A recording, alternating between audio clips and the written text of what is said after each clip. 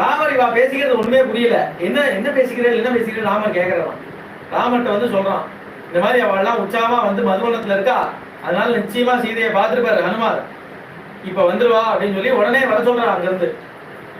இப்ப எல்லாம் கொண்டாடிட்டு இருக்கா இல்லையா, அதெல்லாம் நிறுத்தத்துக்கு ஒன்றும் சமமே இல்லையா. அடுத்த க்ஷணம் நிறுத்திடுவாளாம். எப்படின்னா அங்க சுக்ரீவன் உத்தரவு அப்படின்னு சொன்னா போடுமா, அடுத்த க்ஷணம் மாறிடுவாளாம், பாகவதாலாவே மாறிடுவாளாம்.